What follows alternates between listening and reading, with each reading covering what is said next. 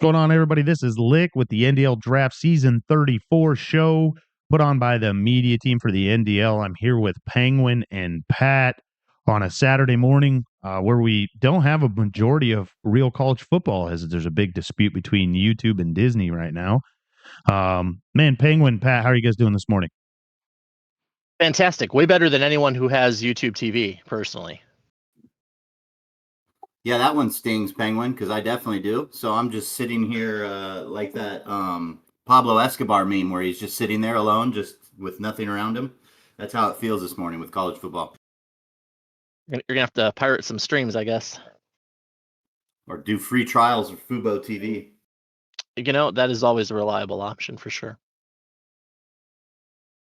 And it's exciting. Obviously, one of the most exciting times of the year is the NDL draft. Obviously, last year was kind of a slow draft, trying that. This year, we're going back to the live version. This will be the first year where we've really been able to do media content with the draft. And so we're really excited to be able to announce these drafts live. We got a bunch of things that Homie's done, as you can see up on the screen here with some of the overlays. And so bear with us if stuff doesn't work properly as we kind of move into kind of a new stage for us in the media to be able to put out this content for you guys. So be patient with us. I'll be the one that you're going to send your picks to. So if your pick is coming up and you know what team you're going to pick, you can Discord me your pick for the NDL draft. If you have any other questions or anything, please reach out to CG in Discord. He's kind of our runner today. He's kind of the liaison. And then, try not to bother Pat and Penguin while they're on the show and distract them. And so we can listen to their beautiful voices. I will distract myself enough on my own for sure.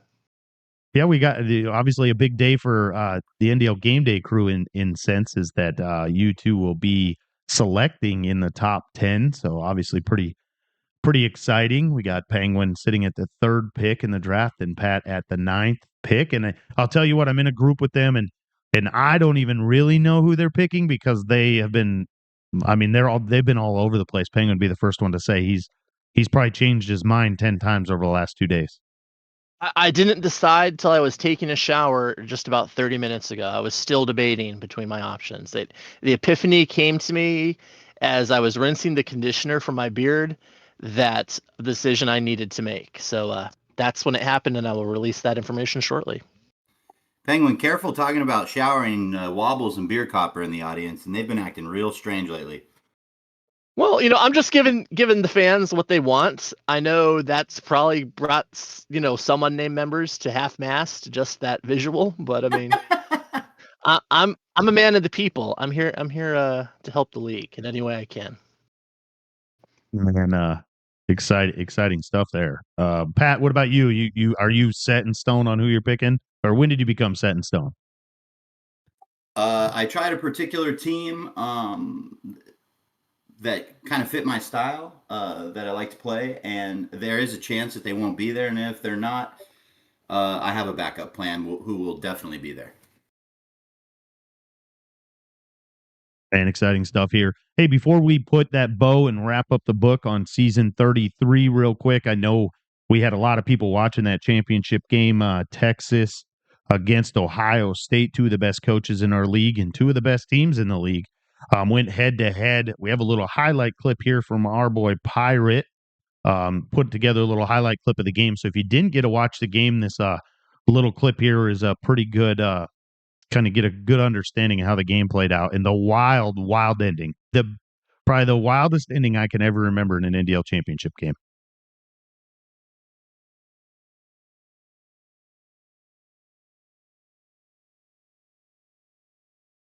We're having some technical there we go.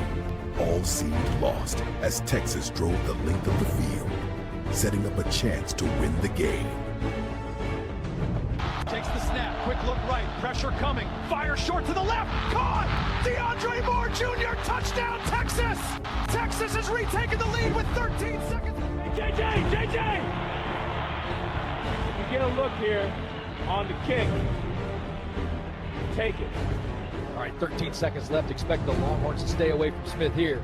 Squibbit, kick it out the back of the end zone, but whatever you do, keep the ball away from number 4. Ball is teed off. Here we go. One last shot for the Buckeyes. Oh no, they're kicking it right to him. Jeremiah Smith is going to get a chance to return this. He's working up the left side, makes a move. He gets a block. Oh my God. Smith gets by the kicker. There's nobody left to beat. Jeremiah Smith is going to win the national championship for Ohio State. He drains the final second as he steps across the goal line. No! No! No! Why did they kick it to him? Folks, I have no words right now. That's the wildest finish I've ever seen in my life. All I can say is the Buckeyes are national champions.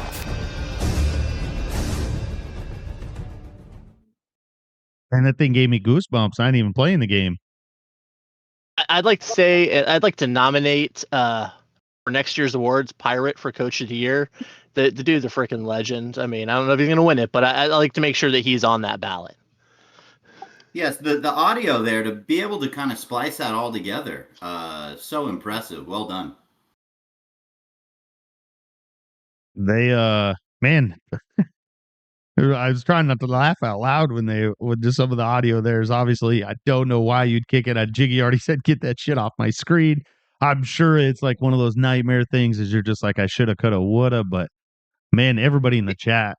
I was watching the game, and everybody in the chat. Now, all the fans are just screaming like squib kick it out of bounds. And then when that ball launched up in the air, like it was just destined that was exactly how that was going to play out.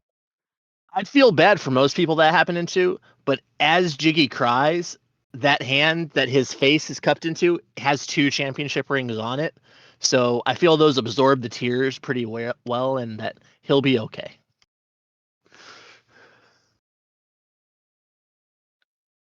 Yeah, just that whole scenario is crazy. I mean, the game was a good game. Fantastic game. Yeah. Wonderful game between 2 good coaches, and obviously came down to the very last play. I think Smith had over 400 yards, all-purpose yards or something in the game. I think that's He's what it was. He's a straight up demigod. If he lived 1,000 years ago, he would be a Greek hero that they'd write songs and tales of the exploits that he accomplished.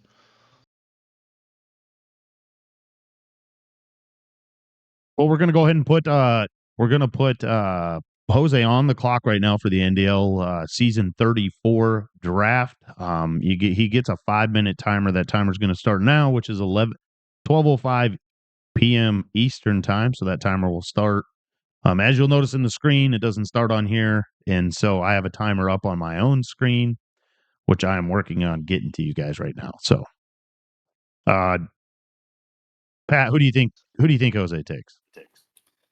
I think it's, the guy has a Georgia logo in his profile picture, so that would be the guess. That does seem like a pretty safe bet. I mean, you wonder if he's tempted by maybe a slightly better roster of teams like, Texas, LSU, Texas A&M. But I mean, if you've got your boys there and your boys are one of the best rosters in the league, it does seem likely that will be where he ends up. The question is, will he be a playoff team again with them? Because sure, it's a better team, but he's going to have, allegedly, if he takes them, a much tougher road than he had to hoe with Missouri State. How do you think he fares in the SEC? I know we kind of had not necessarily an exodus, but I think there's only 2 coaches that stayed in the SEC this year. Where some of them might end up back in the SEC, but do you think do you think he's kind of the king of the SEC or what? I think his hat is thrown in the ring for sure, but I mean, there's enough good teams and enough good coaches that are going to draft. I think there's going to be a log jam and a battle for supremacy, which is going to be refreshing because these past few seasons with we've seen Jiggy and Bucknut both in there, and the road basically went through those 2. And now maybe they return with other SEC schools. We don't know yet, but it's truly up for grabs who's going to be the top dog in the conference. Yeah, it all depends on where people go. It's way too early to tell.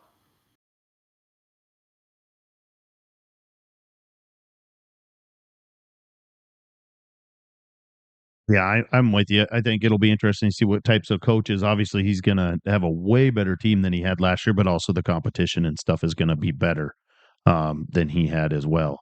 So,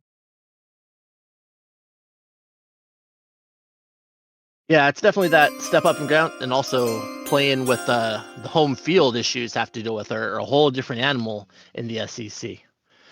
To hear that, I hear the pick is officially in, Pat. Y'all ready to kick this off? Let's do it. So officially, with the first pick of the NDL draft, Jose selects the Georgia Bulldogs, and I'm sure he's barking ridiculously right now to celebrate this. no shocker there, obviously. Yeah. The only real question is, as he's celebrating this pick, is he like sitting in a chair, or did he drop down fully on all fours to really get into true dog mode as he's just letting those barks out of his soul? Tim, Oh, Penguin. Good grief. God. Anyways, Smitty, go away. yeah, right. You shoot him a DM to let him know how that. Yeah, no worries, no worries. Hey, Pat, what do you think of the pick? Yeah, well, what we talked about, I'm excited to see where the chips fall afterwards. There's a lot of good SEC teams still available and some fantastic coaches here in the top 25, 30, 40 still to pick. So, yeah, good pick for him. Always love to see guys get their favorite team. Yeah, I'm definitely excited to see if he holds up to the obvious pressure, and because I mean the man built up a lot of hype for himself with how he talked and how he played last year. Granted, the season ended pretty definitively, but I mean up until that point, he was straight up taking names and kicking ass. So Smitty's up on the clock right now with his 5-minute timer. I mean, where do you guys see Smitty going? Obviously, a fairly run-heavy type defense-oriented coach, had lots of success in the NDL, hasn't had a same team twice. Where do you think is a good fit for him? I think the obvious leader in the clubhouse has to be a team like Penn State with that dynamic backfield and that wonderful defense they have. I got to feel teams like Texas A&M and possibly even LSU are in the mix as well for his consideration. But the Ninty Lions, I think, just fit how Smitty plays, and Singleton at running back is going to be making people question whether or not they want to, hold back and not chuck that controller across the room after he bounces off multiple players and breaks off a 50-yard run like it's nothing, time and time again. Yeah, I don't want to get like nothing. I don't want to call it drama, but also Smitty has two coaches on that Penn State schedule that he's not very fond of in the league, which makes me believe that he'll take him because he wants to play him.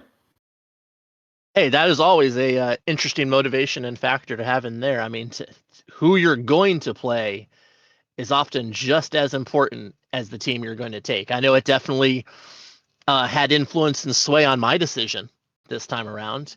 That if some things had happened, I'll say just as a little teaser, if a certain coach had stayed at a spot, it probably would have changed my pick. So, because there are just some people you want to play and you want to go up against. What do you think, Tim? Yeah, I mean, obviously, I think you hit it on the button. I think Penn State's a great fit for him. Run wise, it'll be the best team that he's had in the NDL for his style of play. And I like the fact that he does leave and go into different conferences with different schools because he's obviously a really good coach and very competitive. And so it kind of shakes up these other conferences. I mean, I think you're going to see probably a lot of these owners shifting to that conference over to the Big Ten. And it's going to probably be the SEC of old in the NDL. I think you're going to see a lot of the coaches there. And so it's kind of exciting. It'll be a different, you'll see Penn State back at the top again. I know Nidler had them for a couple seasons there. And And Yeah, but you to never know. piggyback on that, I'm gonna hot take right now. I'm gonna say whatever conference Smitty goes to will be the power conference of this coming season. Doesn't mean another won't be close, but I think this choice that he makes here will impact it, and that will be the alpha, so to speak. The conference where you've got talking about not just 3 teams in the playoffs, but maybe 4 even.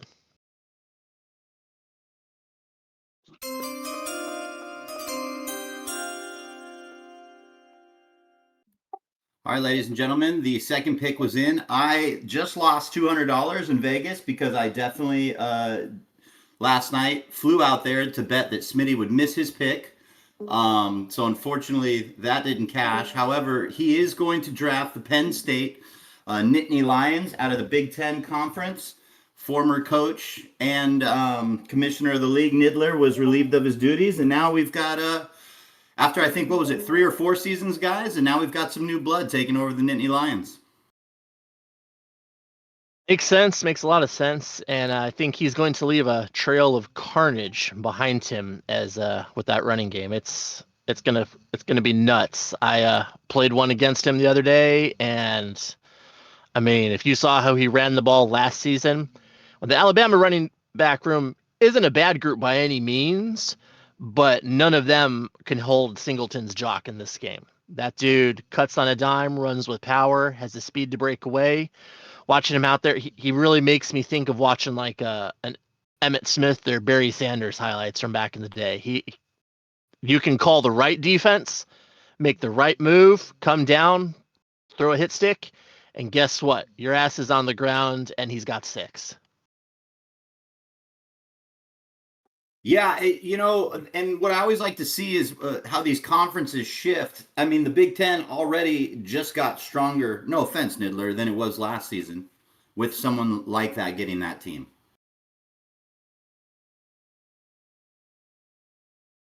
Yeah, I did. I'm excited again, seeing a good coach go to the big conference. I think he's obviously going to shake up the conference there. I haven't even checked their schedule. Anyone check their schedule? Who are the big games that they got on there? Let's see. Let's pull that. I can pull that up right now. I could tell you Oregon, Ohio State, and Indiana. I mean, those are 3 tough games. He hits all the big boys. They're all on there this year. Yep. Wow. Yep. That is, I mean, shoot, there's a lot still to happen, but to realize you've gotten that conference having, D Kennedy, Shell, and now Smitty in there, that's quite the trifecta that regardless of how the rest of the picks go, it's going to be hard to top that, frankly.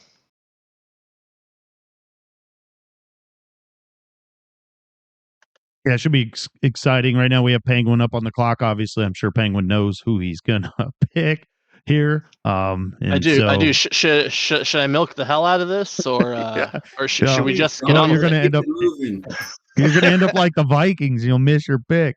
Oh, okay. All right. Well, briefly, Pat, what speculation do you have on this pick? What are your thoughts? I just, you're an old. Look at your damn avatar, whatever you want to call it. You tell us who you picked. What do you think, Tim?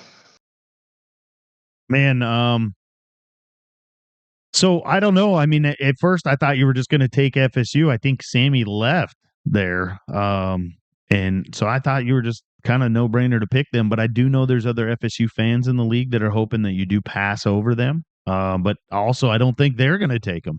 I think FSU is like that bastard child where everybody loves them, but no one wants them.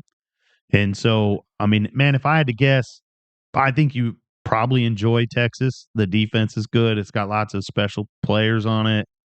But man, I don't know. Texas is a long ways away from Florida. So, but I mean, my guess would be Texas, but Okay.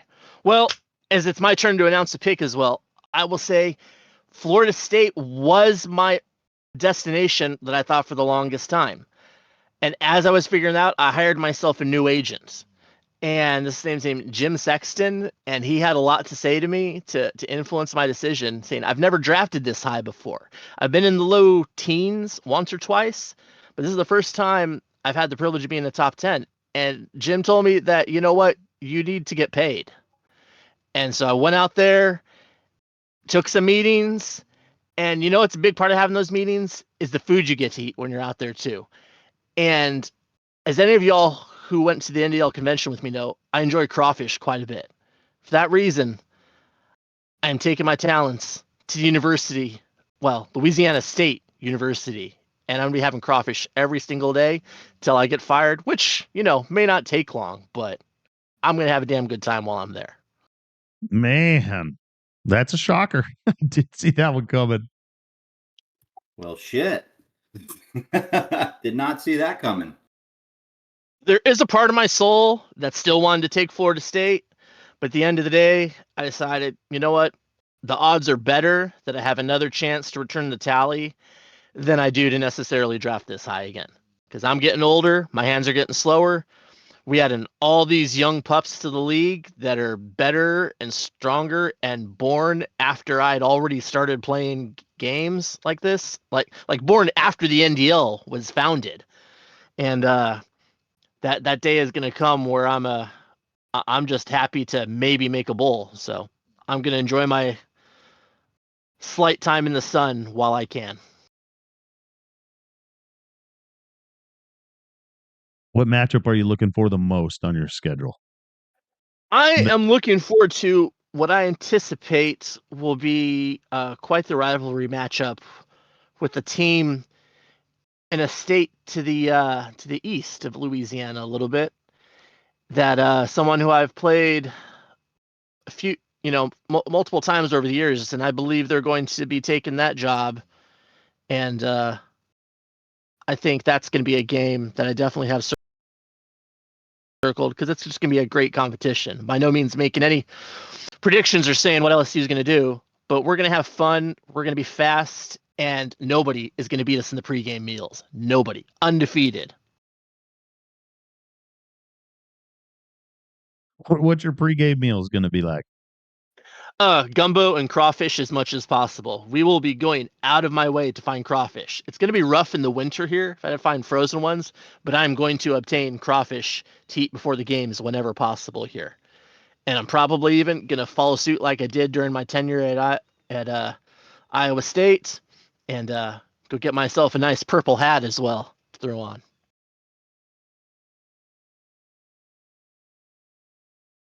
And it's exciting. Penguin, Pat, have you looked at his schedule? What's a big matchup you're looking for that you see in conference? Do you play Georgia this season? No, I don't think you do you? I don't believe so. I believe we miss the Dogs.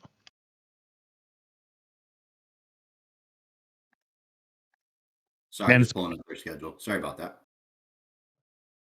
It's kind of exciting, though, that obviously LSU's in a transition of hiring a real life coach, and then you take over from left field. The firing of Brian Kelly was also a key element, as he's just a massive fake douchebag who I can't stand.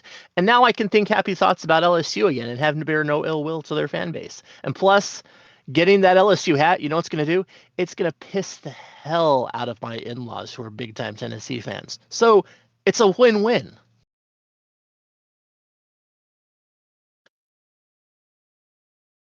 Check the chat, Tim. Okay.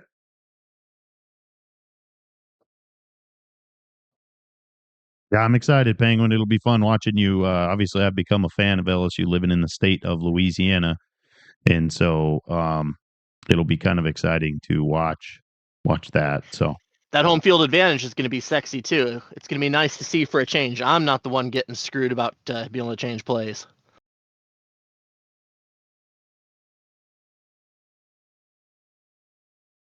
No timer thing right now, Tim? You go ahead, man. Sorry about that.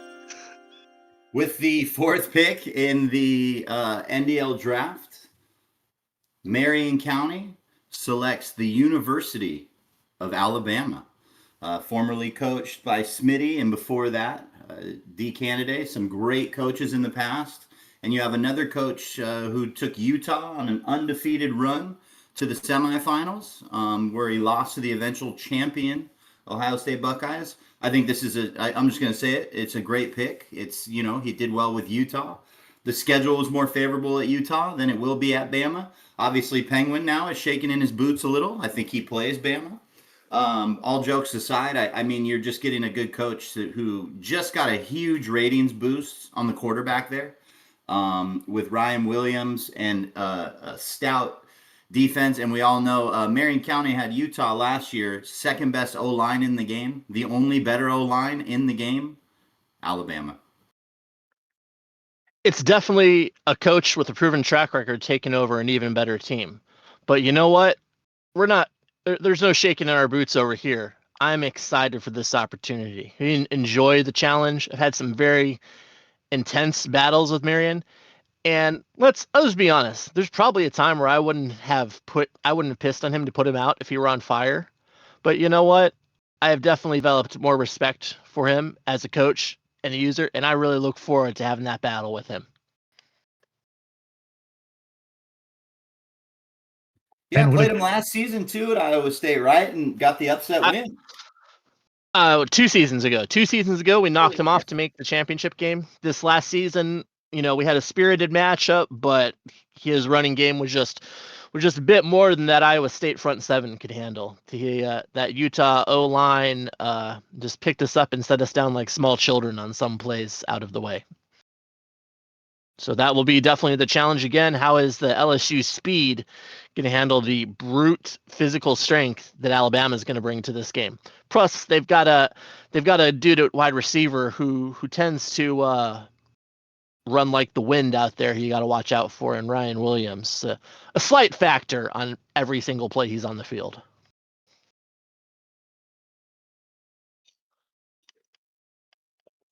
Right now, Mort's on the clock. Mort the Cow had a good season with Maryland last year. Man, so I watched a couple of his games, and it's kind of like a 50-50 type of style of play here. Where do you see a good fit for Mort? Well, I think we all know where he wanted to go. And unfortunately, he's not going to get to go be a tortilla tosser this season. So I'm looking at Mort.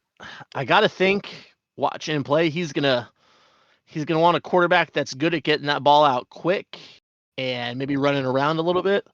So I mean, there's a lot of great options. I really don't know. I'm thinking the SEC is likely, given the fact that we've got teams like Oklahoma, Texas A&M out there. I think any of those that Mort would take them and be a cow that's more like a bull in a china shop.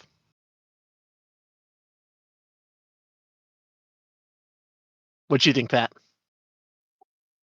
This one's tricky. The guy likes to throw the ball, not really much on the running, and I'm not trying to hurt anyone's feelings. Not a very good defensive player. So this one's kind of wide open for me. I'm not really sure where he goes.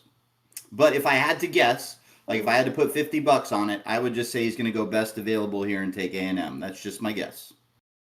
If he ends up with A&M or Texas, the defenses those teams bring will make up for a lot of shortcomings usering on defense. That's for sure. But anyway, I am told the pick is in. So, and if I can get my screen to cooperate here. So with the 5th pick of the NDL draft, Mort the Cow, possibly the best nickname in the league, will be an Oklahoma Sooner this season. Ooh, what do you think about that, Pat? Don't see that coming at all. But a good pick. Former NDL award-winning quarterback, won several awards when he played with the Washington State Cougars, now over at Oklahoma. New offensive coordinator, obviously, from Washington State. Lots of transfers in there. A ton of weapons on the offensive side of the ball. Man, I think it's exciting to be able to see them, to be able to see what he can do. Strategic pick, in fact, because not only is Oklahoma a good team, but check this out. You know what their win goal is before adding out of conference games? Take a guess. I think it's 2.5, isn't it, or something like that? It's 3. Yeah. So what he has done here, he's going to have a team that he can cause havoc with.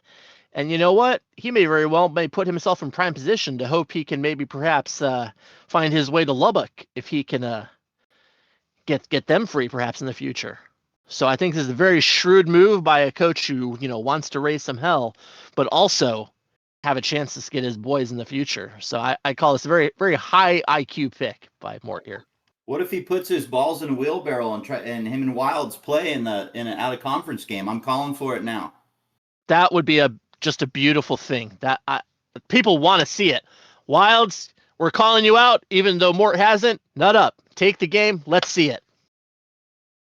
I like that. I like that idea. I pitched the idea in the NDL. Just obviously, I think it would be a blast if, like, week 2, any week, week between week 1 and 4 was a rivalry week, and you had a little tiny committee that got to pick the games that each team played during that week. And you could let the coaches make pitches to that committee, right? Like, hey, this is why we want to play each other. But man, how much fun would it be to see something like this, right? Like a Wilds versus Mort the Cow, who maybe don't have any like really big beefs in the league. But man, Pat, with you being someone that's in the live chat a lot, how much fun could that be during the season if you could pin two coaches against each other, such as Jose and Big Mike? Yep. Oh, yeah, that's what makes the place great. And we all, he's very outspoken about liking Texas Tech. You would think that Texas Tech was some kind of big-time football program the way he talks about them. But, yeah, it would be really, really awesome to, see the battle. And it would be, just good viewing.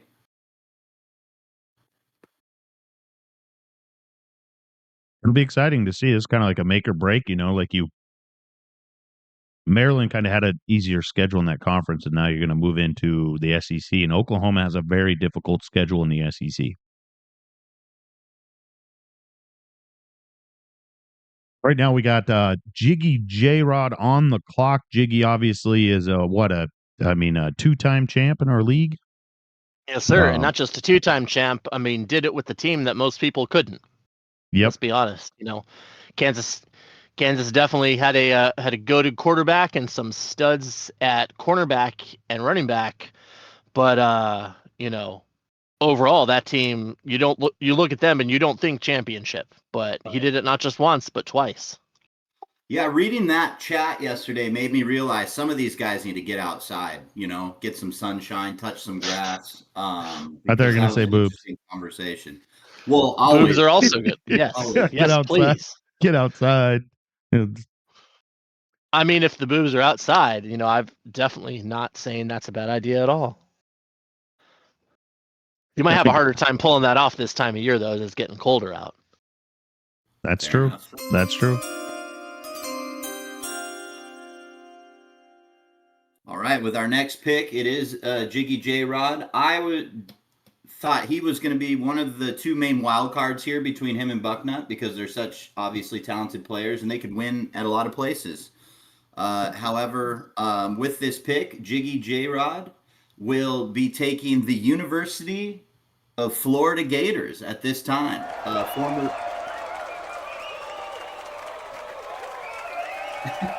Lots of fans, lots of Florida fans here. Yeah, but well, the Gators haven't won a damn thing in a long time, so I mean, of course they're gonna be excited to get a coach with championships coming to town. Formerly owned by Big Mike after several seasons, and it'll be nice to see a new coach there. I think somewhere C Nasty just dropped to his knees at the SMU game. Which, by the way, I don't know if you guys saw, our guy C Nasty was on College Game Day today. That was pretty cool. But yeah, congrats to Jiggy. Good pick. That'll be a fun team to play with, and I'm excited to watch him navigate that schedule because it is. I know he's a great player, but it's still a nasty schedule. It is. It's also got a pretty low win goal, as Florida didn't exactly receive a ratings boost last time around. But make no mistake, they're still super dangerous. I don't know what their home field rating is, but it's going to be significant enough to matter. So, I mean, this is probably right up there as far as IQ picks, I'd say, with Mort's. This is another case where not only is this coach set up to contend, but with that win goal, I mean, if he has a good season, probably sitting right in a similar spot, if not better, in the draft next year. And, yeah, so shoot, SEC is going to be a bit of a murderer's row, and I am probably going to go ahead and start just checking some real estate prices back around Kennesaw State University, just to be prepared for next draft. Yeah, Penguin, I'd probably rent a house down there in Baton Rouge. I probably wouldn't. You may be able to move into Brian Kelly's house. Like, he'd probably do some type of a. I am gonna live it up every second I'm there, knowing the fact that it'll be a fond memory, and I've already been contacted by my alma mater, letting me know they would love to have me down there and be an owl. And I'm just gonna say now, I love those guys down there, and one day, I feel like I will be there. Hopefully, it's not super soon, but it'll happen one day. So, Pat, obviously your pick is approaching here. Have any of these coaches have they changed anything that you planned on doing? No, but I do. I've obviously we've got the next pick up, so we know what it is, and it's always interesting to see one or two teams slide, and then you're like, holy crap, how can I pass on these guys? Yeah, that happens. I mean, and that's just like real life with like the NFL draft, right? That happens all the time. You hear it all the time as people who are like, "Hey, man, I didn't think they would be available when I was picking," and so Yeah, I mean, plus what the coach up now, Bucknut. Oh, what's he done? He's just won a couple championships as well. Just nothing special, just easy to forget. Sure, he's had a studly team in LSU the whole time, but still, studly team or not, winning a championship versus the coaches we have at the top in the league is no small feat. And having said that, I am told the pick is in. And Bucknut, he's not going to be making a very far drive from LSU. In fact, he's packing up and just heading west a little bit. And he is going to be the new cult leader at Texas A&M University. Rumors are that the Midnight Yell will be replaced with more football-related activities, and perhaps some RPOs will be executed with the fans as well. yeah, big pick there. Obviously, I think what happened is Bucknut saw LSU get worked in real life by Texas A&M, which I did too live.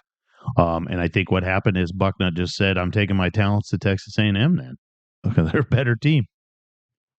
I mean, it's the way of the SEC. They're willing to go poach someone else's coach, pay exorbitant amounts of money.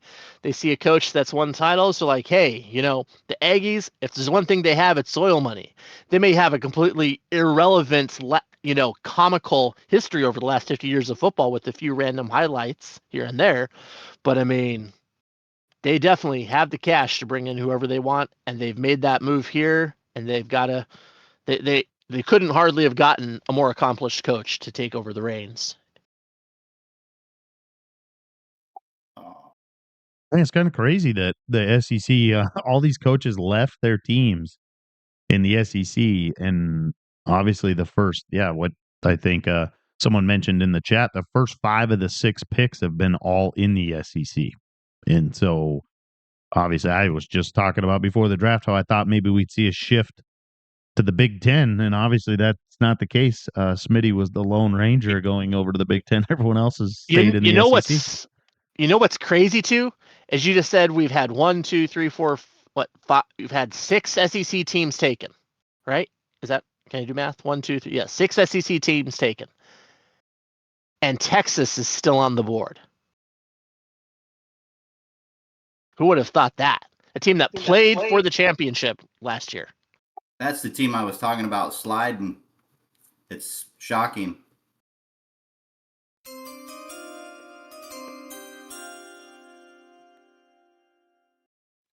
Well, with the next pick, we've got, I'll still never know how to say it. Is it Sergeant Zoot? I like that pronunciation. Yeah, so he has just kind of turned this thing on my head, personally speaking, because he drafted the team that I wanted, so now I'm in a damn pickle. He took the University of Michigan, formerly dynastied for 5 seasons by Freak since we've come back, and they will now have a new owner. And I guarantee he picked this just to bother a certain league member whose name rhymes with Rock N. Just a guess. Oh, I didn't even think about that. This might be one of the most legendary picks of all time if that is the case. I just got to say, There's trolling, and then there's the dedication of spending a season in a top 10 draft pick to make a statement. I mean, my hat's off to Sergeant Zit or whatever, however you say his name. That's Zit. quite the pick. Sergeant Zit. You just called him Sergeant Zit.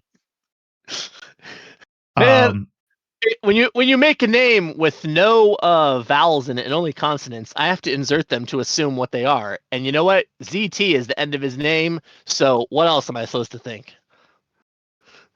See, and there's does nothing but just kind of I mean, we have to have that rivalry week, right? We have to have Michigan play Block M now, right? I don't know. And plus, is there ever a time that you don't get more hyped up and play harder in a rivalry game when you are playing against your favorite team? Your team, yes. Yep. Sure, you want them to win every time, but when you schedule against your boys, oh man, you're never going to be more ready to go and want to win than that game. So I have a feeling if we could see that, all pettiness aside and other drama, that would be just a hell of a competitive game. That would be such a treat for all viewers. Yeah, I couldn't agree more. I really hope it was a troll pick. It would make it way more. It would make it obviously the storylines are just way better. Us just saying it was like we have inside information that states that Sergeant Zit took Michigan to troll Block M. That's special. Well, Pat's on the clock right now, Penguin. Where do you see Pat going, Penguin? I know Pat in the chat. without looking in the chat. Yeah, you can't look. Okay. I mean, I got to think Texas has got to cross his mind a little, but then again, you're just walking into that meat grinder of the SEC, and I'm not so sure something that's Pat wants to do. There's a team out there that I'm honestly surprised we haven't heard him talk about. The men of Troy are on the board still, and Pat could head back out to Cali. The women are fine, the sun is warm. What's not to love? They're on the upswing. They got a boost. It seems like, a very logical pick to me. If I were a betting man right here, especially with the Wolverines just being taken, I would say Pat's going to be a Trojan. Yeah, if Pat took anyone other than USC, I'd be disappointed because it was something that he said he was just going to do. USC was playing pretty well this season, and so I just don't know if USC fits Pat's style of play in his head, right? In his head. We've talked about that on the show. Pat is, I think, in your head, you're like, man, I want to play defense. I'm going to run the ball. And then when I watch you play, like you're like spreading it out and throwing the ball. And so I think USC would be a good fit for you. But again, it's a fair point. Yeah. I think it's a wild card pick again. Pat is, because he's kind of like I told you guys on the show, is that Penguin and Pat were literally all over the place with who they were going to pick and when they were going to pick them. And so I honestly wouldn't know who he'd pick. Yeah. I mean, ring that bell, baby. The pick is in. So officially, with the 9th pick of the NDL draft, Pat is heading to Utah to take another land where there's cults allegedly, and take over a team that summarily beat him in a rather epic game last season, and now he's their new head coach. Speaking of teams that got boosts, that Utah defensive line got a little more beef. We know the offensive line has it going on. That he's got quite the roster to work with there. I think and that tight end room is way better than its ratings indicate. So this is not a pick I would have predicted by any means, but I can certainly see Pat causing some havoc with those Utes. Yeah, Pat. So tell us more. Walk us through the process of you taking Utah. Yeah, so I've been scrimming this week with Michigan. I asked every person in front of me, like kind of a general idea where they were drafting. Per usual, got lied to by pretty much every person. And then So Michigan, they've got the good tailback and obviously a good running quarterback. That's actually I prefer to play that way if I can, and play good defense. And Penguin nailed it. Utah gets a boost on defense. We all know how challenging defense is in this game, so I need all the extra help I can get. They've got a good home field advantage, and they have a manageable win goal. And I'll be honest with you, I was a little bummed out that I got fired from Utah when I was there, however many seasons ago. I was knee deep in my high school football season, and I just didn't play well at the end. And I'd like a little redemption. And I really like the style of how they play, and also with O line being really important in this game. We've seen. I think that'll really help, and we'll see. I'm excited to give them a second run. That's for sure. Well, it'll definitely be interesting to see how those strengths play to how you choose to play the game. And I know the Big 12 would be a very, very interesting conference again. And there's a bit of my heart that's a little sad not to still be there. I definitely have fond memories and names, and that's definitely on the list of places that I wouldn't mind returning to again one day. Yeah, Pat, I think Utah just warmed your heart this morning on game day. I really think that's what happened. Just a bunch of sober people having a good time, and the kid made the kick. Pat McAfee's giving away like $19 million, I feel like, this year. But yeah, they just we were talking about styles earlier, and stylistically, it's more the way I like to play. I think sometimes when I have a good quarterback, I think I can throw it better than I really can, and I should be sticking to the run. So Dampier, not the greatest passer, but a good runner, and I think that'll make me kind of stay honest to that. Going big brain, I like it. Yeah, and I mean the O line and the D line. I mean, they had one D lineman jump up like 14 points in Yeah, that's true. overall. Yeah, and they've got good backers, good secondary, good team. Yeah, I'd agree. Obviously, just And by the following way, them. only a 5-win goal too. Yeah, that's what I was going to say is that with the amount that I think some of I would assume that some of that stuff changes. Man, I don't know though. I mean, what's their overall right now, Pat? I believe it's an 85, but the Big 12 is so even that there's a ton of half wins in there. Yeah. It was same with Baylor. So Baylor was like, an 82 overall, and so were a bunch of other teams in there. So yeah. Yep. Yeah, I'm and this is excited one of about those. it. Great Utah was one of uniforms, those. too. Utah was one of those teams where when you look at their overall and then you look at the ratings on offense and defense, it was one of those things where I couldn't comprehend it, right? Because I think their defense is like a 90 overall and their offense is an 85, but they're like an 85 overall team or something like that. Like What we could all agree on is that the employees at EA Sports have no concept of how to do math. yeah, like there's no way their special teams is that bad, right? Like yeah. Baylor 87 overall on offense, 84 defense, 82 overall. Can't figure it out. Yeah, I think they just put too much weight on the depth chart as opposed. I mean, when people go play a play now, it's not like they're using the fourth string, offensive tackle, and so. But anyways, like everyone play, it's a level playing field. Everyone plays on. It just doesn't make any sense here. We got CG on the clock here, about to make the pick.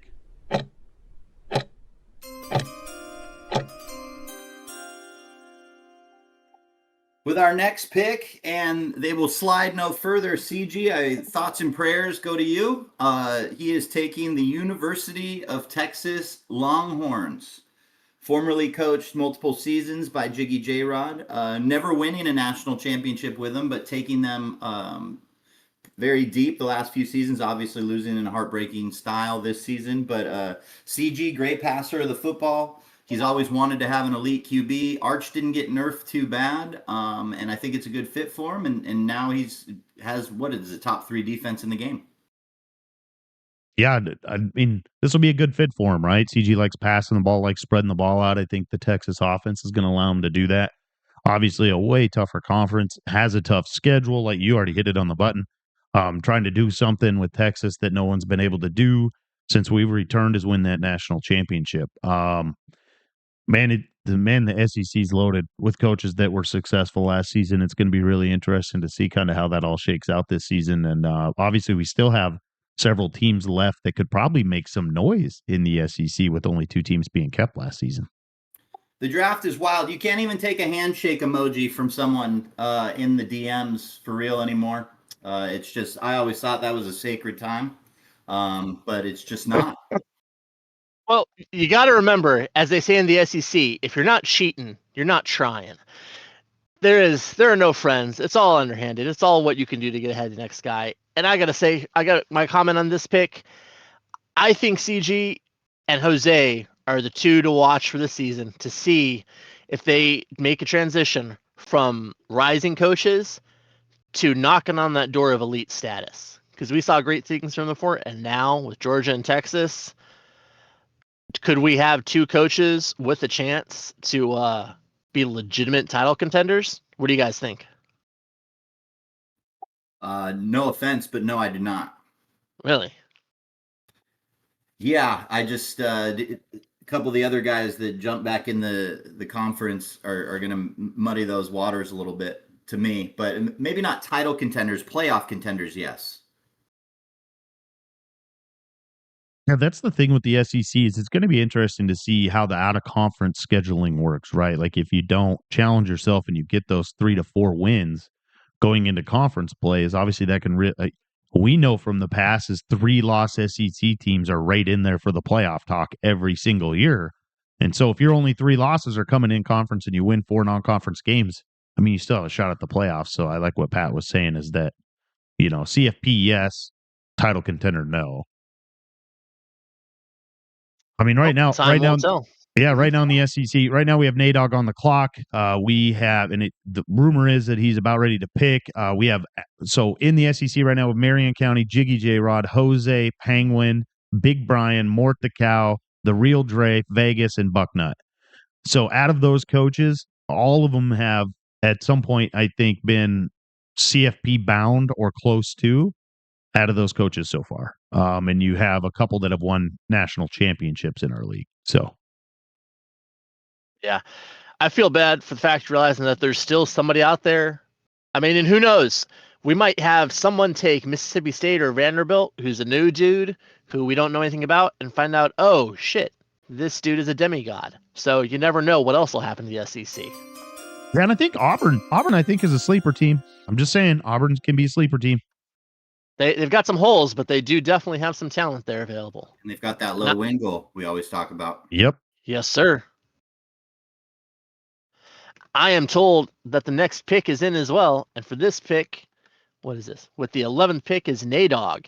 Nadog last season won 12 games at Akron, and he has taken his talents to lead the Fighting Illini this year in their orange helmets.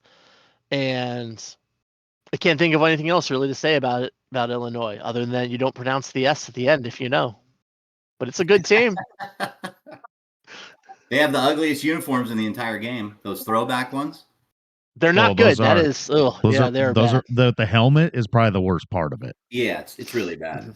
And I'll be honest with you, this is actually the first pick that really surprises me. I don't know if Nadog has Illinois ties, but I don't know if any of you have ever played him. He is a great passer of the football, and Illinois has 0 team speed. So I don't understand this pick, but hey, I'm just one man. I thought that he would potentially take Indiana. As a passer of the football.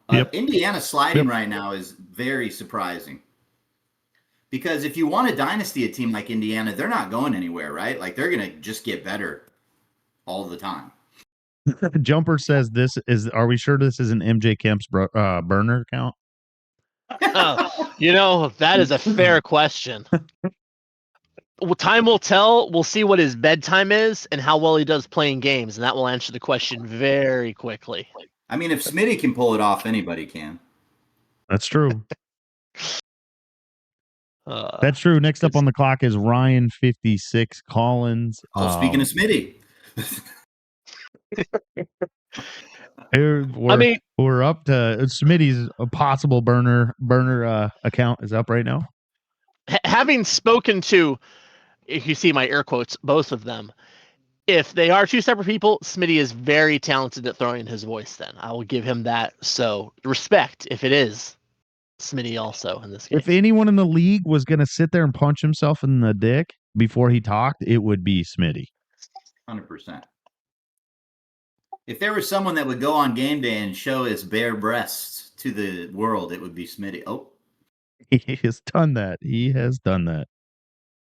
The legendary Smitty Titty. oh, we have another pick in.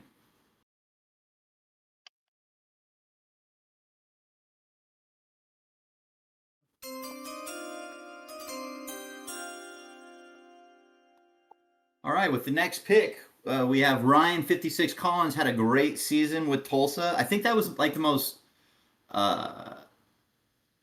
quiet, like well done season in a long time. Never really got a bunch of pub because Memphis was in there, and got a lot of the shine. They did play multiple times with Memphis getting the better part of them. But this time he's going to take the BYU Fighting Mormons out of the Big 12 conference, and I just secured one of my two rivals. Very exciting. Yeah, I'm going to go out on a limb and say he's going to be a lot different than Bagel was at BYU. Unfortunately, yeah. The most up and down player ever in NDL. And now you're going to get probably a consistent player out there at BYU. It'll be interesting to see. But it's always interesting when a coach leaves a mid major and goes to a Power 4 is like how that transition works. And so this will be exciting. Absolutely. And I do wish EA, of course, they just can't quite ever get it right. When you play BYU Utah, both teams wear their home uniforms, and it won't let you do that in the game, and that really pisses me off. Yeah, that would be cool. Yeah, it's the same when USC and UCLA play. They both wear their home uniforms. It looks really cool. Yep. Yeah, I remember like the Dallas Cowboys, kind of the same thing, right? They flip the colors. Mm-hmm. Yep. This is definitely an interesting pick. It's the first time we've seen someone take a team that is probably not quite good enough to contend for a title, but is definitely good enough to cause some ruckus within their conference. BYU's got some real playmakers, especially at wide receiver, and it'd be exciting to see how that Big 12 shapes up with such a new look here. A lot of these new faces. And I have a really quick cool. Oh.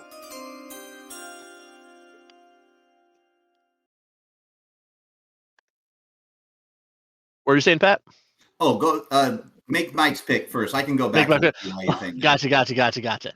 So we have the next pick of the draft in, and now we've got veteran coach Little Mike with the 13th pick, formerly with the Swamp Donkeys last season, is heading on to take over for Curt Cignetti at Indiana to take over that basketball school that has somehow learned to play football.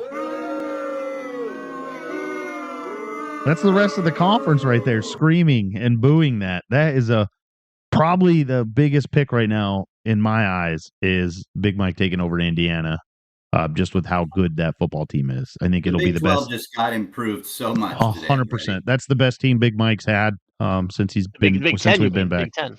Yeah, the Big 10. I'm so sorry. Yep. Yes, so sorry. Yep. I feel like sure, the SEC is loaded as hell, but the Big 10 is going to be able to go toe-to-toe right with them here now. You got Smitty, you got Big Mike, both from the SEC last season. The Big 10 is going to be brutal. And think about this. Big Mike said in the chat that he wanted Michigan. Now, Pat, let's just say you weren't going to take them. Many would probably think Michigan would have fell down to the 13th pick in our draft.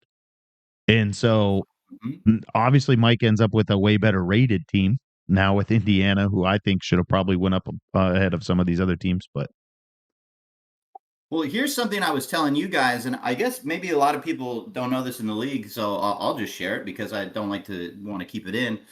Michigan is actually a hot contested team. I didn't realize this. They have two linebackers on their team that have this platinum instinct thing where they light up purple every time the opponent is running the ball at the snap. So you know when someone is running or passing. It's like a cheat code. It's basically the AIDS equivalent of an attribute. Yeah, and only 3 players in the entire game have it, and Michigan has 2 of them. Yep. And the other one's the Texas Tech linebacker. Absolutely insane. That is something that they put in a video game. Say, hey, you know what? Let's make it so the other guy knows what's happening. It's just like the nonsense that what was that QB attribute, field general from years past. Yep. So dumb.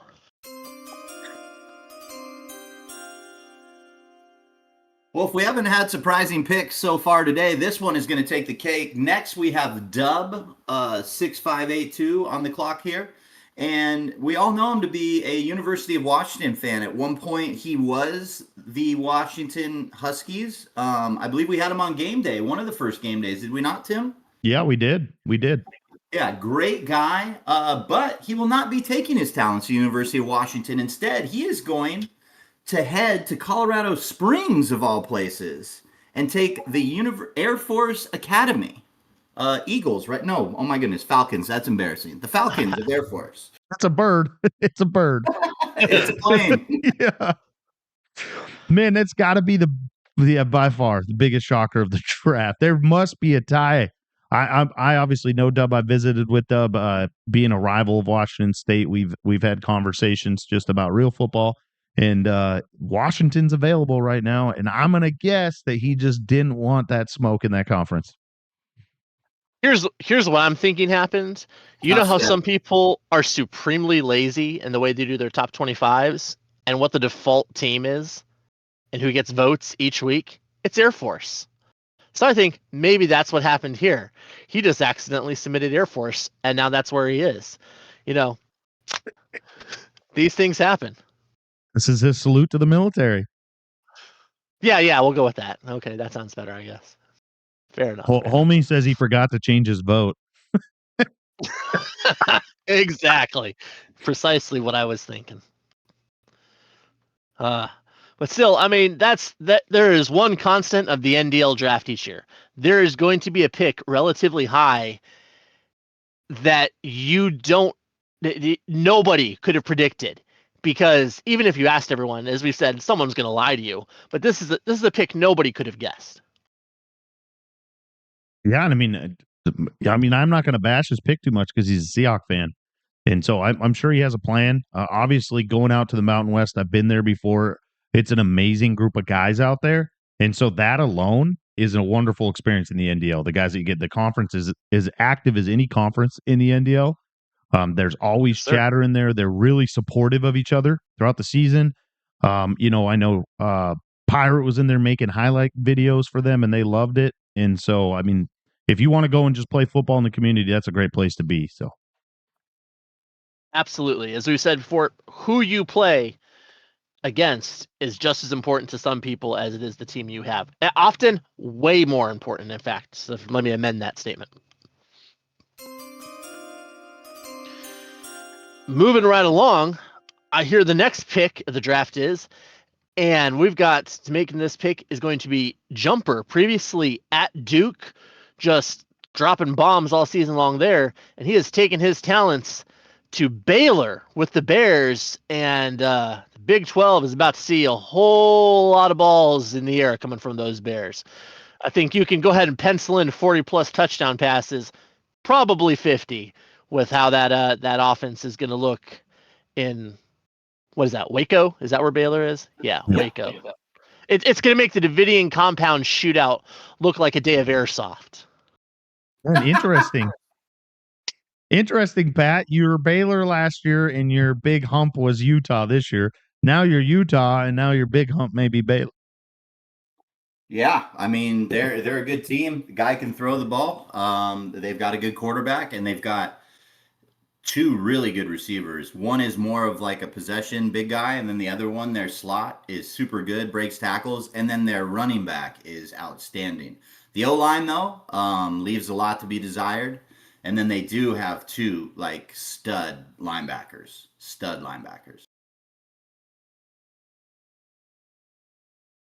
Yeah, I'm definitely a pick I can see that makes sense for how he plays. Yep. I'm going to say it now. I'd give him even odds to make the title game in that conference, despite the fact all the other good coaches and talent in there. Yeah, next up, we got Vic Tim is on the clock right now. I think he's the former UTEP coach. Put up a lot of points, a lot of offense. there with UTEP. Where do you guys think he might end up? I think our best available team, we still have Ole Miss sitting out there in the SEC. We talk about teams that could make some noise. We have Ole Miss, USC, Duke, Louisville, and Auburn round out the top 5 available teams overall. You've got a lot of fun options. You got Georgia Tech out there, which got a massive offensive boost. You got Pitt, which has got two monsters at linebacker that got boosted in this last update. There are a bunch of fun choices out there. And I mean, as far as even looking back at Victim's history, I don't think there's necessarily any key indicator. The man's, been around since day one, basically, as well as I have, and he has coached almost everywhere you can at this point. So, man, I've got no good guess here. I would think maybe, a best available. So I'd throw my hat and say we're going to see maybe USC taken here. What do you think, Pat? I'm at a loss on this one. I don't. Whew. I was thinking ACC. I was thinking Duke or Louisville. Louisville also with a big boost, a hell of a stud running back. They had one receiver go from like 89 speed to 96. A little bit of a tough ACC schedule. Have to play Miami and Clemson. But yeah, I'm thinking he's going to go to the ACC. ACC. Well, there are certainly a lot of good choices in there. Oh, shoot, I didn't even realize Louisville was still there. That's another team that got boosted. Yeah. Mm-hmm. Then you have a team. So we have a team like Georgia Tech, right, with the right coach. You could continue. Like, obviously, they've got a good quarterback there. They have a really good offense. Their defense isn't that great. Oh, it's awful. But yeah, but it's shown in the NDL that you can have a great offense and not be very good at defense and still make the college football playoff. And so that's a team that could make some noise out there in the ACC with someone that is good, good on the offensive side of the ball. And if you got a good user, they could probably make up for some of that poor the defensive ratings anyways. Well, this game also has taught us that even if your defense is fantastic in talent, there are going to be some days where those guys look at you and say, you know what? I'm just not going to do it. I'm going to arm tackle. I'm going to not pay attention. And catching, fuck that. Those balls are going to the ground. So some days it doesn't even matter. So going offensive heavy, I definitely can see as being a path towards success.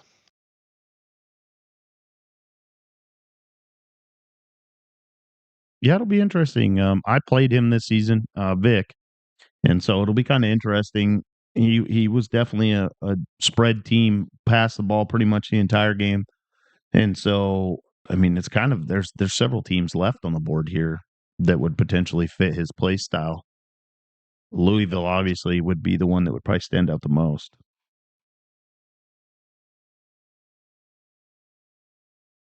Yeah, Louisville, especially with Bell at wide receiver, I believe that dude is not just fast, but isn't he like 6'5" as well too? Just a true walking nightmare. Because I mean, tall receivers have definitely bring a bit of a headache in this year's game. You throw some jump balls and you got a dude with that type of height, even if you play it perfectly, sometimes it don't matter at all. How does it, man? Again, we talk about the update that came out, like the update for the team update. It couldn't have came out at a better time, right? Literally right before the draft, kind of giving everybody a. Imagine if it would have came out next week after everybody drafts and some of these teams changed quite a bit. Some of these goals are going to change overall. What I'd like to believe is that there's one person who works for EA who has a brain, and that they are a closet NDL fan ever watching that Natty stream and said, you know what? Fuck yeah. These guys deserve that. And they pulled some strings and got us that update to give us a gift. That's what I think happened. Well, there we go. I know Vic is in between picks right now. I know he is in communication with the admin staff. But go ahead. We're going to say that Swovine is on the clock here. Well, I believe an official pick actually has been put in here. There you go. He hit it literally a shot at the buzzer. With this next pick, So, our guy. oh, Oh, it's me. Yeah. no, you're right. You're right. You're right. Yeah. I'll shut up. Yep. With the next pick, our guy Victim takes the University of Maryland, formerly of Mort the Cow. I will miss the crab cake and football gifts in the live chat. However, great pick. Their quarterback is probably one of the sneakiest, quiet, best QBs in the country in real football. And good for him. Great pick. And got it in by the skin of his teeth. A day one guy and didn't submit a list. Come on, dude. You've been at this for 20 years. Maryland, definitely not a top team by any means, but definitely a tough team to match up with against if they get going. Because, like you said, that quarterback got a boost, and having played against them in the past, in the right hands, Maryland can certainly be a handful.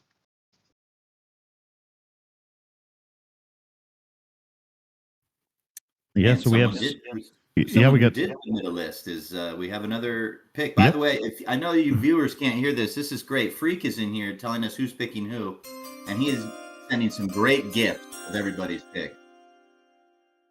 So, with the next pick is in for the draft, we have Swolvine, who last season was with Coastal Carolina, the Chanticleers, which I don't know what the heck that means, but it's a bird. And guess what? This man loves birds. And given that, he is headed to Louisville, and he is taking on the Cardinals, keeping the bird theme going. And obviously, he's kind of crazy, but those Cardinals, the talent is nothing but. It's going to be a tough team, and definitely someone who you got to think has thrown their hat into contention for that ACC title now.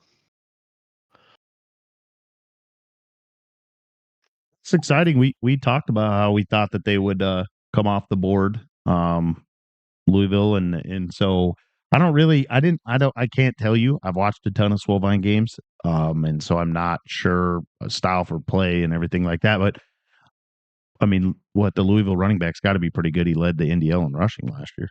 Oh yeah, I like Singleton at Penn State better, but not by much. Very fast. Very fast. He gets a crease, he's gone. You have no chance at him. I believe he's like 96 speed or something like that. That could be. Yeah, very fast player. Good team too. I mean, Miller Moss, former USC quarterback. He has a weird throwing motion in the game, but can be pretty accurate. And then, like we said, they've got speed at receiver. I caught a couple of halves of Chanticleer games, and it's definitely an upgrade for the guy, and he had a good season. So good for him for getting Louisville, because I felt like they were going to get taken way sooner. I'm actually shocked Jumper didn't take Louisville. Yeah, that definitely is probably what I might have guessed as well if it had come down to it, but evidently not. So right now we got Razorback 44s on the clock here. I mean, is it a no-brainer? Does he go back to Arizona? I mean, Arizona to Arkansas? I do know, throughout the week he's been chatting. He definitely had his eyes on coming back to the Big 12. But yeah, Arkansas is available. So you just never know here. Because I think the Big 12 teams that he wanted got taken. So this pick I've got, if it's not Arkansas, it'll be just a big surprise to me, whoever he takes. Yeah, I have no guess. I have no clue.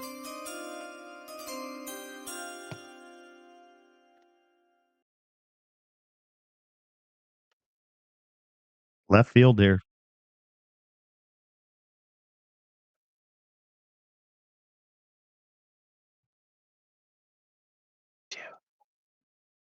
It gets Pat. That's bad. Did we lose Pat? He may. Sorry. One of those things I told you when I had to go downstairs. Yeah, no, that's what I thought. That's what I thought. So the next pick is this awesome GIF right here, I believe. If you guys can't see it, it of course is Coach Prime and his boys at the University of Colorado, is where my guy Razorback would be going, which is another rival of Utah. So how exciting! Both Both my rivals have been sorted out, and good for Razor. Great guy. I'm excited to shoot the shit with him in the Big 12 conference channel. And fun little team, a lot of speed. Defense is meh, but again, the uniform options are just awesome. That's true. The play on the field may look like ass sometimes with the roster they've built there, but you know what? They look good doing it. That's for certain. And Dion is always going to look clean, whether it be the sunglasses, whether it be the uniform combinations, the helmets. The man is always looking sharp. I mean, it's gonna be interesting in real life. Like, so obviously what he did in Colorado, we've talked about it on game day and stuff, is that he was remarkable, right? I mean, they were a really bad, poor bottom feeder program in all of college football. And he goes in there and over a couple seasons, obviously made them very relevant, but they were winning games that they normally would never win or even being competitive in. But at what point, and he's brought in some great recruits, right? He's a great recruiter. He's brought in great recruits. At what point do we as the public get to say, okay, so now when are you going to become one of the good teams, right? Because there's a transition period for a team like that, right? And so when does that transition period end and when do they need to be good? Like, that's my biggest question always for Colorado. I like what Prime does. I like following it. Yeah, I mean, it's hard to say what's going to happen there. I mean, no lie, the amount of energy he injected was undeniable. But fun fact, the stuff he doesn't do as a recruiter in real life, he doesn't make any in-home visits. And I got to wonder how much that matters to some people, because you look at those recruiting class rankings, they're honestly not that good. The transfer portal and stuff evens out where it's decent, but I mean, he's not anywhere close to a top 10 or even top 20 classes any of his years.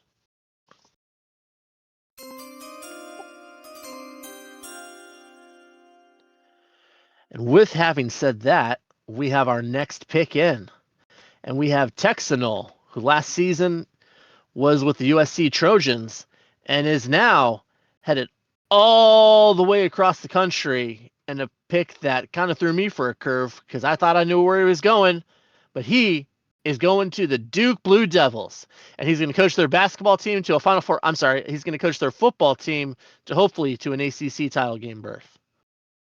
What do you think, Pat? I'm curious if he was kind of holding out to see who would take Florida and things of that nature. Because boy, as of when the draft order originally came out or was prospected, you definitely wouldn't have thought FSU would have slid to him. And there they were in his lap and didn't take him. So he definitely took a little shot at me, said I was scared to take USC in the Twitch chat. Well, right back at you, pal. Scared to take your team too. So go figure. I can't talk any noise about it because, I mean, as you know, I did not take them either. And I mean, at this point, just as you said, the fact that you've got Jiggy sitting there as a rival with Florida, most people are not going to sign up for that. It's just fact of the matter. That is a very, very tall mountain to climb, and there's not but a handful of people who can realistically expect to frankly win that game, especially with the limp noodle that passes for an arm that EA gifted to Thomas Castellanos in this game. It's bad. It is interesting that people are passing up on their favorite teams for multiple seasons to play. Just kind of interesting. Definitely guys that have vocally said they want to take their team and then don't. I am a hypocrite, that is for sure, and I expect to be called on it a few times. And yeah, and one thing I want to get ahead of, we'll take a moment since we're talking about such things here, as I have famously posted more than a few times and made comment that I do not respect the SEC. Well, that's still true. And that's not a conflict of interest because you also got to realize I don't really respect myself that much either. So going there to play the game, not such a big stretch. So I will still be using that GIF from time to time. So don't think that's going to go away.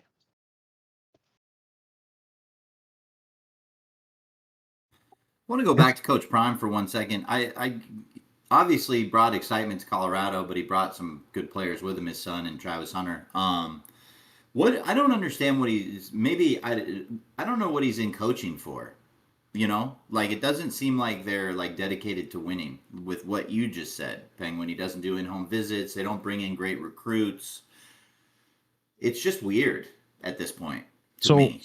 so I just want to touch base on the home visit thing, which was interesting. Obviously, I've never went through that experience and stuff. This last weekend, I had the opportunity to go to the LSU football game, and my kids who are in middle school, we got lucky and we got recruiting tickets for the game. So they got recruiting passes, and they got to go through the whole onboarding. And they're not big football players. That's just the tickets that we got. And I had a chance to visit with the head recruiter for LSU, and he's been there in 2 different stops, and he's one of the best recruiters in the nation. They don't do home visits anymore in general. He said when COVID happened, it kind of went away. He said with the amount of social media and online stuff that you can do now, that most parents would rather come to the college. And so they get more visits this year. Like they get more visits, right? Back in the day, it was really restricted on how many times you could visit schools and stuff. Mhm. But he said most of the parent interaction now is over the phone and in person at the school itself, which was Interesting. a lot different than what it used to be, right? But now the recruits go to the coach's house. They fly them into the game. They go to the campus and they go over to the coach's house for dinner. They don't go sit in the living rooms of these players anymore. Yeah, the No, I've coaches definitely. thing is definitely a thing. That's Saban kind of started that with his lake house, right? Like we had a Yep. kid when I was at Hart, played quarterback, got flown out there. They did dinner at Saban's house. He has some great videos of Saban's garage with all the cars that he was showing us, and then they went out on the private lake the next day. And yeah, he was kind of the starter of that. And then his brother got recruited by PJ Fleck at Minnesota, and they actually PJ Fleck like had the recruits spend the night at his mansion in Minnesota, which I thought was interesting.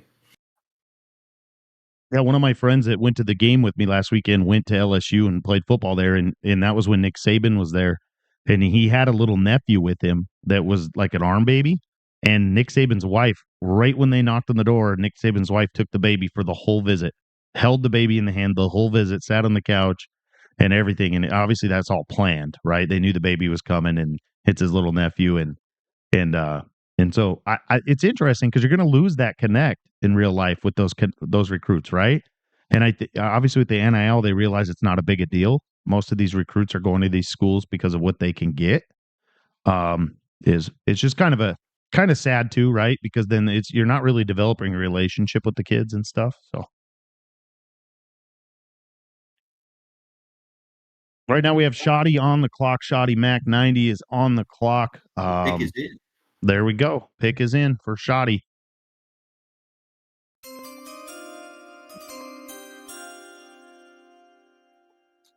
And with the pick, Shoddy is going to take a team that a couple fans dodged. He's going to take the Florida State Seminoles. Previously coached multiple seasons by Sammy.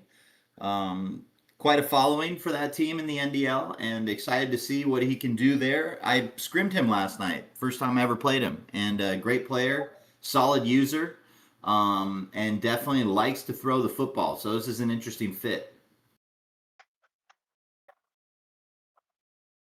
Yeah, obviously a team that's been passed up by a couple real life fans here with Penguin and obviously Texanol, real life SFU fans, and I think it's a good fit for Shoddy. And obviously the ACC is going to be pretty open this year, as it always is, and so it'll be really interesting to see if he's make a splash there. But you'd have to correct Exactly. me if I'm wrong. You've been in the ACC, Pat, before. Is I think that we could probably. I don't know that I think they've always underachieved since we've came back. Is that not? Yeah, I would say I don't know who had them the first season, and then that Florida man guy had them, and then Sammy took them. Sammy came close to getting to the conference championship game our last season, I believe, the fourth season. So 33. But yeah, they're just like a tricky. Obviously, they were a tricky team to use last year because of DJ getting nerfed along with the rest of the team. So Let's be fair. DJ is the one who kind of nerfed that team. It was not the other way around. That dude was so bad. Sure, plenty of other issues, but oh my gosh. Okay, sorry. no, you're good. It always is interesting to me. Yeah. DJ is just one of those things, and I've said it in the live chat a million times. These big time programs are not, they're going to do everything in their power to not have a good quarterback transfer. Okay. They don't want these good quarterbacks to leave their school at a high level, not a Wazoo to an OU or something like that. Like OU just let Jackson Arnold walk. Why? Because they saw him in practice every day. They saw that he sucked. So DJU leaving Clemson to Oregon State, leaving all these schools, all the other coaches could care less. They're like, well, we're probably going to be addition by subtraction when this guy leaves. Yeah. I mean, regardless of his success at Oregon State, it kind of should have been a red flag how easily Clemson let him go, for sure. That's no doubt. He was still, he was just a man amongst boys in high school, so he definitely was a 5-star guy because of that. He had severe inaccuracy issues in high school, but he looked like a 30-year-old man. Yeah. Well, I mean, it's all well and good, but I'm not going to let it distract me from the fact that Shoddy is the new Florida State head coach, and I'm a fan of his now. And even though I'm not there, I'm going to be cheering for the Noles, and I hope he goes 12-0 and kicks everyone's ass and brings the championship. I hope he plays you in the first round of the playoffs and just 35s you. You know what? I hope it happens. I will take it. I will stand up. I will applaud him and give much respect to his name for that. If it happens. Hey, so next up we have Steamroller. He's on the clock right now with a minute and a half left. Who does Steam pick here, right? Steam was obviously on a tour last year, and he ended up beating everybody on his little tour with Washington. He leaves Washington. He's a playoff caliber coach, right? Probably not. He hasn't been a national championship caliber coach yet, but he's a playoff caliber coach. He did play in the Natty our first season back. Yeah, with sure. SMU, right? Yep. And there's a team here I think would work really well for him. Who would you have him if you're Steam? Who are you picking? Because I don't know if he has Natty aspirations anymore. Obviously we talked about it. He's a great coach, but the Auburn Tigers would be like right up his alley. Really good defense. He likes the challenge of playing really good coaches when he's kind of the lower team, and he can run the ball a little bit, and they have a couple good receivers. And I could see him maybe taking on the challenge of them. And the win goal would be manageable. So out of all these teams I'm seeing best overall with the 8 or 9 left, to me it would either be them or I don't know, maybe Iowa, but like they're just so. Yeah, they just are challenged on offense. That's true. I feel like he could do great things with Georgia Tech, despite their weak defense. I think he could help make up for that and take advantage of Haynes King. That's just my 2 cents. Yeah, I'm thinking I would assume he goes Georgia Tech, Auburn, or even Ole Miss. But I think Ole Miss is a little bit outside of his play style. Although when he was with SMU, that's kind of how his play style was. And so he's really good at adapting to whatever his team does. So, well, I mean, the pick is in. Yeah, the pick is in, and I would like to let the viewers once again know that Freak is sending gifts of everyone's picks. And wow, Penguin and Tim thinking that Steam would pick Georgia Tech after the gifts were sent. Really dynamite analysis. Hey! I did not have that window open. I did not. Steam will be taking the Yellow Jackets of Georgia Tech. Great pick. Maybe, like you guys said, he's a great defensive player. He can figure out that 76 overall rated defense. Yuck. But going to be a blast of a team to use on offense. I think, yeah. I mean, and then he goes into the ACC. Obviously, he was pretty confident that he had a reason wherever he was going, and so clearly someone over there is on his list, and so good riddance. Yeah, I think he's going to be able to do some things with that